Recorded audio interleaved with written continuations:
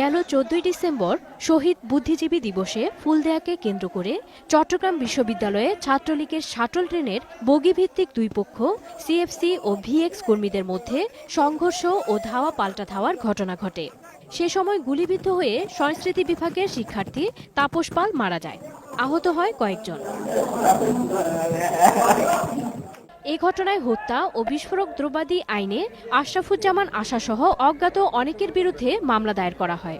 ঘটনার জন্য দায়ী করছেন একে অপরকে। আমরা অপরপক্ষে ছাত্রলীগ এবং আমানতকালে অবস্থানকারী কতিপয় অছাত্রদেরকে এই জন্য দায়ী করতেছি। গুলি কিন্তু 10 জনে করে নাই, গুলি 20 জনে করে নাই, গুলি যে কোনো একজন করছে। তো আমরা সেই স্পেসিফিক সেই ভিকটিমকে আমরা চাচ্ছি। বিশ্ববিদ্যালয়ের এই হতাহতের ঘটনায় বিশ্ববিদ্যালয় কর্তৃপক্ষকেই দায়ী করলেন চট্টগ্রাম মহানগর আওয়ামী লীগের সভাপতি। শিক্ষকরা যদি প্রশ্রয় না দিয়ে শাসন করত তাহলে এটা খুন হতো না।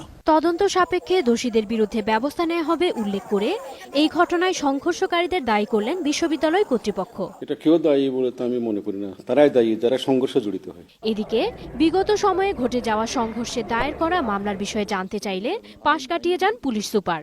তবে এবারে বিশ্ববিদ্যালয়ের সংঘর্ষ ও যে কোনো পরিস্থিতি মোকাবেলায় পুলিশ প্রশাসন তৎপর রয়েছে বলে তিনি জানান। যদি কোনো ধরনের এখানে বিশৃঙ্খলা সৃষ্টি করা হয় তার জন্য আমরা সর্বোচ্চ আইনগত ব্যবস্থা নেব। Desk report, 21 television.